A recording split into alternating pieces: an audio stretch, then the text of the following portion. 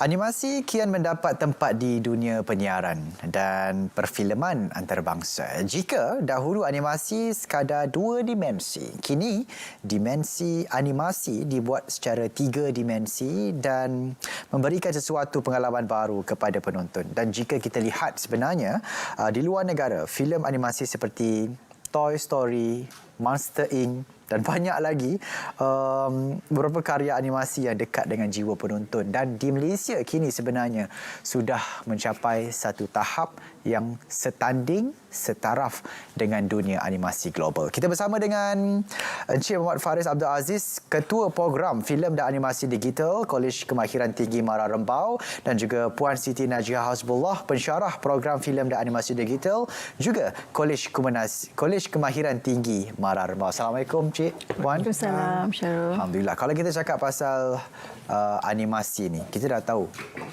kehebatan animasi Malaysia ni setaraf setanding dunia sebenarnya. Tapi kita nak bercerita berkenaan dengan hala tuju animasi di Malaysia. Jadi sebagai permulaan mungkin Encik Faris boleh kongsikan sedikit tentang sejarah dan proses pembuatan animasi. Okey, terima kasih saudara pengacara majlis, pengacara Lensa IPT. Lensa IPT. Okey. Dari segi sejarah, okey, animasi sebenarnya bertapak di dunia ini dah lebih daripada 100 tahun. Oh. Okey, sejak daripada akhir kurun ke-19. Maknanya pada tahun 1890-an. Mickey Mouse. Belum lagi. Belum lagi? Oh. Ya. Dia ada wujudnya teknik ataupun alat untuk kita melihat ilusi pergerakan. Oh. Okey. Tapi dia tiada cerita. So pada awal 1900 kita sentuh Disney lah. Kalau kita cakap animasi tak sentuh pada Disney tak sah lah kan. Disney telah tertubuhnya syarikat Disney pada sekitar 1920-an dan mereka telah mengeluarkan banyak filem-filem animasi yang terkenal lah, macam Cinderella, Snow White dan sebagainya. So daripada situ muncul banyak lagi syarikat animasi kerana dia inspired by Disney tadi. Okey. Jadi tempias tu kena juga kat Malaysia. Kita tentu kat Malaysia dari sejarahnya unit filem Malaya masa itu pada 1940-an telah ditubuhkan. Dan Malaysia telah pun menghasilkan satu animasi pendek. Kalau mungkin tuan pernah tengok Hikayat Sang Kancil, pernah dekat TV? Pernah dengar rasanya. Diproducekan pada sekitar 1960-an, tetapi ditayangkan di RTM, pada 1983. Jadi prosesnya agak panjang lah untuk membuat animasi ni. Jadi itu kat Malaysia dah bermula pada 1940-an dan 80-an tu kita dah dapat animasi itulah. Jadi selepas itu ada banyak lagi lah, Sang Kancil dengan monyet, Sang Kancil dengan buaya, Arnab yang sombong, singa yang haloba, gagak yang bijak, banyak. Tahun 80-an dan 90-an pula oleh kerana ledakan teknologi animasi ni seperti teknologi digital, maka lahirlah kalau kita tengok pada zaman 90-an tu ada macam anak-anak sidik, yang popular tu superhero Malaysia tu, Kluangman. Yes. Itu saya pernah tengok. Untuk Ontorian. Dan ada banyak lagi Yokis, ada banyak pada zaman 90-an lah. Kacang. Ya. Kacang tu awal. So itu antara sejarah awal lah. Dan sekarang ni zaman milenium kita nampak ada banyak syarikat-syarikat yang moden lah. Sudah tentu macam Leskopak, Wow Animation, Animosa yang melakukan animasi yang kira moden lah, tiga dimensi macam tuan cakap tadi. Betul. Menggunakan teknologi terkini yang setaraf dengan luar negara. Betul. Okey, itu secara ringkas lah sejarah dia. Tahun 1983 saya pun tak lahir lagi, Encik. Saya baru darjah 1. Baru darjah 1. Kita boleh kira sekarang umur Encik berapa. Jadi kalau kita lihat potensi Puan Najihah, potensi industri animasi kat Malaysia sekarang macam mana? Okey, Syarul. Okey, actually animasi ni adalah salah satu di bawah industri kreatif negara, di mana ianya salah satu cabang kepada menyumbang kepada ekonomi negara. Okey, kerajaan dah memperuntukkan bahawa industri kreatif ni boleh menyumbangkan sebanyak 20% kepada KDNK menjelang tahun 2025. Baik. Okey.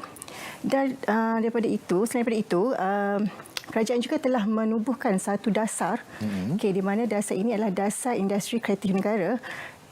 Dasar ini adalah bertujuan untuk melancarkan industri kreatif negara ini agar menjadi lebih produktif dan ekonomik.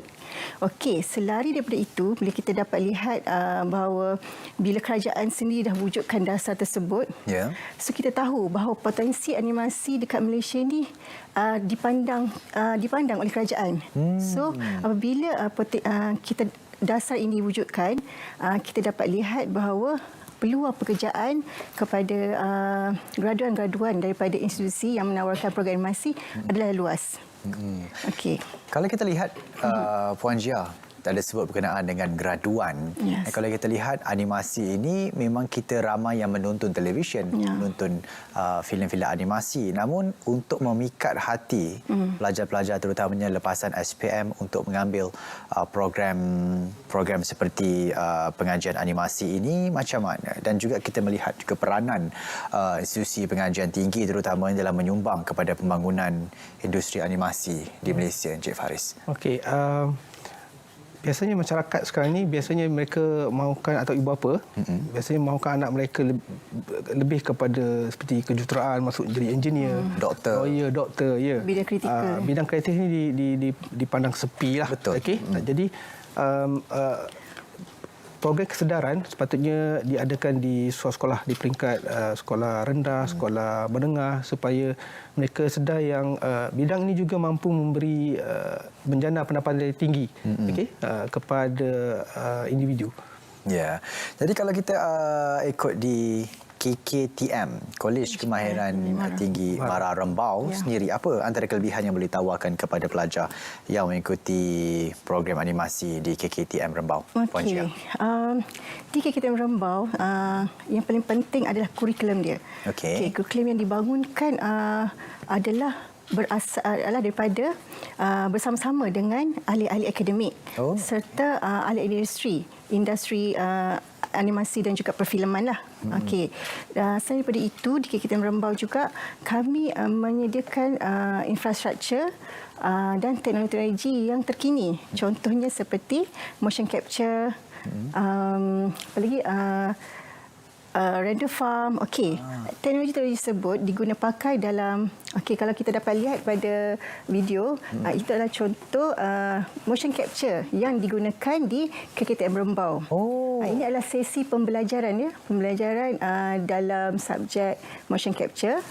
Maksudnya pergerakan badan itu akan di capture dan dimasukkan ke dalam software animasi lah, 3D ke. Okey. Selalu saya tengok ni dekat behind the scene filem-filem luar negara kan.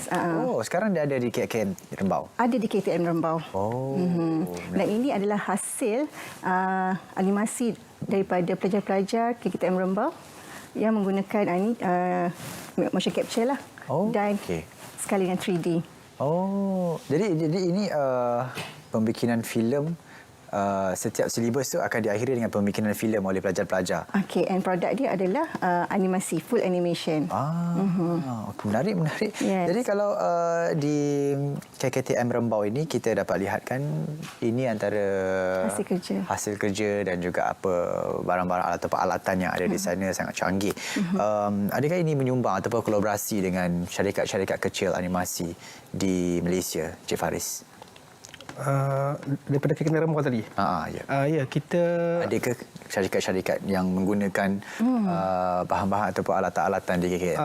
Buat masa ni kita tumpukan kepada akademik di mana student menggunakan teknologi dan alat-alat ini untuk pembelajaran, dan ada juga syarikat luar yang berminat untuk menggunakannya, dan sebagai contoh kita ada buat bersama dengan UTM, dia buat kajian tentang tarian zapin. Jadi dia nak melihat macam mana zapin itu dalam bentuk 3 dimensi. Jadi kita gunakan teknologi motion capture tadi untuk menghasilkan animasi zapin tadi. Menarik. Jadi kalau silibusnya macam mana? Siapa yang antara pengelola yang melihat silibus itu? Sebab kalau kita tengokkan filem animasi ni kan dia bergerak kepada teknologi zaman kini. Jadi animasi itu silibusnya macam mana? Siapa yang menandanya? yang membuatnya. Macam posisinya ada mention tadi, dia punya kurikulum dia kita collaborate dengan ataupun kita minta bantuan daripada industri. Sebab kita tahu apa industri nak. Contohnya apa kemahiran yang diperlukan di industri. Jadi adalah menjadi tanggungjawab kami sebagai institusi pendidikan untuk melahirkan graduan yang mempunyai kemahiran yang diperlukan di industri. Jadi silibus tadi disemak, di-verify dan seterusnya diluluskan oleh pihak kolej lah untuk menggunakannya. Jadi silibus itu boleh dikatakan terkini lah, up to date. Di mana pelajar nanti dia at least bila dia keluar dia mempunyai satu kemahiran dan juga added value, contohnya dia mengetahui tentang teknologi terkini dalam animasi. Jadi dia mungkin akan dapat memenuhi keperluan industri lah.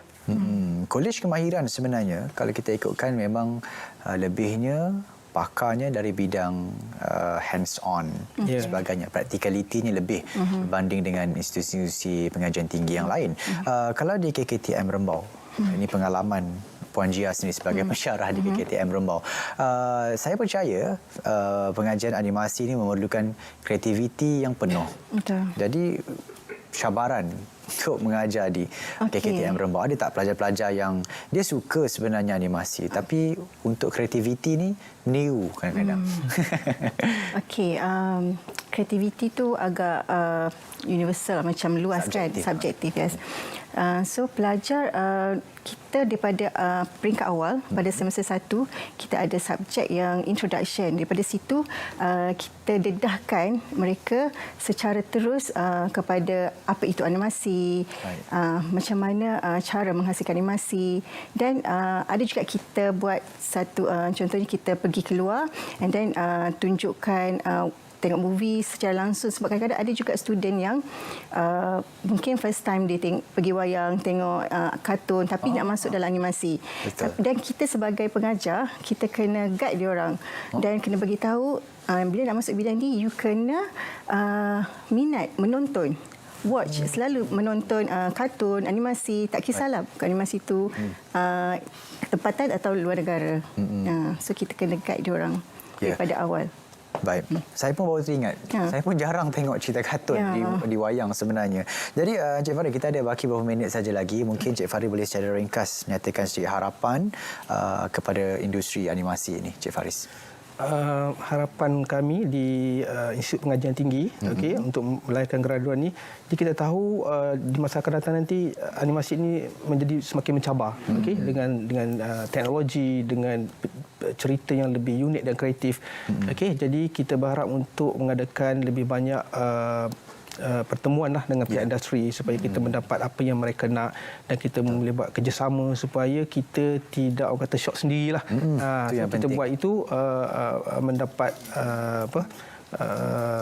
persetujuan ataupun persetujuan daripada industri lah, kan, supaya kita memenuhi keperluan diorang. Itu tujuan kita yang utama, kan, untuk memenuhi untuk melahirkan graduan yang memenuhi industri tadi, keperluan industri. Saya mendoakan Kolej Kemahiran Tinggi Mara Rembau sentiasa berada di landasan yang tepat dan juga melahirkan graduan-graduan yang holistik kena dengan kehendak pasaran industri kini. Dan terima kasih kita ucapkan kepada Encik Ahmad Farid Abdul Aziz, Ketua Program Filem dan Animasi Digital KKTM Rembau, dan juga Puan Siti Najia Hasbullah, Pensyarah Program Filem dan Animasi Digital KKTM Rembau. Terima kasih kerana sudi bersama kita. Mungkin kita boleh pergi KKTM Rembau nanti? Boleh, silakan.